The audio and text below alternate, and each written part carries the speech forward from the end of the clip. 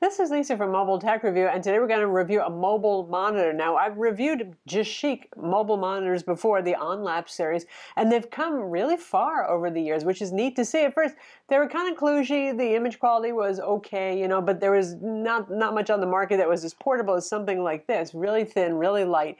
The idea is you can throw this in your backpack. You can't throw your desktop monitor in a backpack, can you? So if you want to play games on the go, if you want to give presentations without having to involve a projector, all that sort of thing, well, that's what these are for. Also, they're really handy for folks like us who shoot video. So when I'm shooting a video, if our handy-dandy video editor isn't available, I need a reference monitor so I can see what I'm actually recording, you know, at this very moment. And plug it into the camera, and I can see what it's recording. So that's what the point of these kind of products are. So this one is a full HD 1920 by 1080, 13.3-inch IPS equivalent display. It has pretty good viewing angles, it has pretty good color gamut. We'll get into the specs. And it doesn't require any external power if you're using it with a laptop. So it has a proprietary cable. You can see it going right here. It's HDMI and USB. It's USB powered. USB standard 5-volt, 2-amp kind of power. So that's pretty handy right there. No having to worry about finding an outlet or anything like that. So if you are giving presentations, what have you. Now, if you're using it with a phone, and we're going to show you using that too, then there's the included power adapter, because phones won't provide enough power, typically speaking, out of the USB-C ports. We're going to look at it now.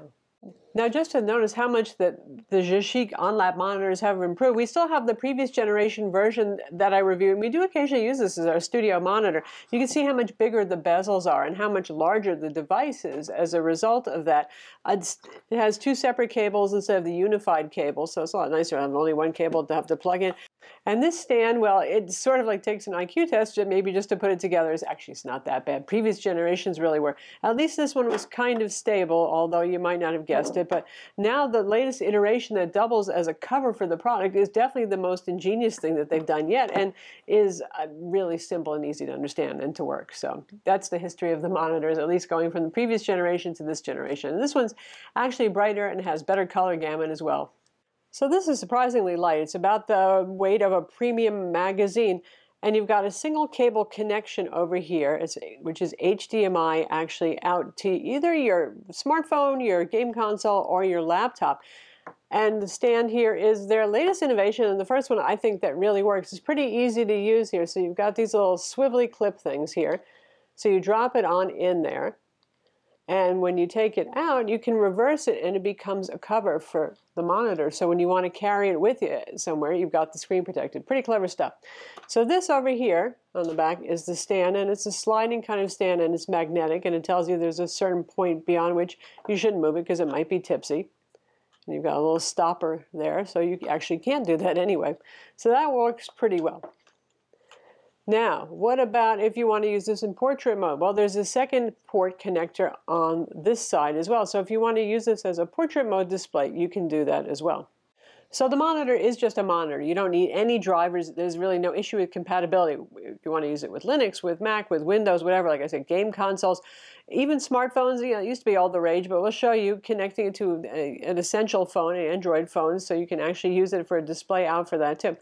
Connections are pretty darn simple here. So it has a single cord, and that terminates right here into HDMI and USB. The USB supplies the power. The HDMI has the audio and the video signal. There's a headphone jack you can connect speakers to, or headphones for the monitor if you wish to do that. So hopefully, and usually if you do have an HDMI port, there is a USB port on the same side. So what we've done right there is you just plug this right in.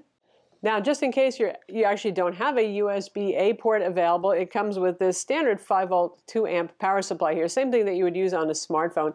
And there's the USB female port, so the cable would just plug into this, and you could plug it in. So if you're using it with something that actually doesn't have any USB power ports at all, for example, there's your option to do that. Now, if you don't even have an HDMI port, say you have that nifty new 2018 Dell XPS 13 or something like that, which only has USB-C Thunderbolt 3 ports, there are adapters on the market. So, you know, this is dongle life for people who don't actually have HDMI ports anymore. So this is USB-C to HDMI. So there are ways around it if you don't happen to have legacy, as they're so-called now, useful ports like HDMI. So on the side, all the controls are on the side. It's just like your typical monitor. You press the on-screen this thing here, and you can go through your brightness, your contrast, sharpness. I wouldn't touch sharpness. Echo mode. And this is an interesting menu here, so let's go here. So we've got color effect, which really is a variety of color modes. That's standard. That's what we're in right now. That would be sRGB equivalent. Photo, you see what it's doing there? It's going a little too crazy with the overamping of the colors and so on. Game, kind of, yeah, also too much. Movie, way too dark. Don't think I would want that either. So I would just leave it in standard mode. Perhaps they'll have a firmware update that's going to tweak that, but for right now, that's what I'd go with. The only drawback with standard mode is it could use a bit more contrast.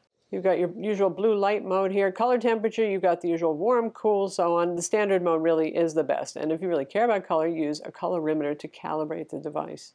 So beyond the obvious portability of this, the other selling point would be the fact that it's pretty bright. They claim 300 nits. We measured 250 nits, which is still brighter than other mobile monitors on the market. ASUS has mobile monitors, AOC has mobile monitors, so that puts it ahead. Also, the color gamut really is pretty good, too. You've got almost full sRGB coverage and around 75% of Adobe RGB. So that's what you would expect to see on a premium laptop display or Ultrabook these days. Those are pretty decent specs right there. So I suppose it justifies its price tag right there. Okay, so you can use the monitor with an Android phone as well. I don't know how many people really want to do this anymore. It used to be all the rage. I suppose for mobile presentations, it could still be something. So if you got a phone with USB-C, most of them in fact, support, well, not only USB host out, MHL, and display out. So you got the capability of doing this. Now notice the fact that the monitor is uncalibrated. There's no calibrating monitors under Android land, so it looks a little more purple than it should compared to our Essential phone, which is a bit more color accurate. But that's it. I've plugged it into the standard cord that comes with the monitor, and this is just, well, this particular brand is a Lumsync HDMI to USB-C adapter, the same you might buy to use with the laptop. So there we have it. It's mirroring the screen right here, and yeah, it doesn't take up much space, but let's go ahead and play a video.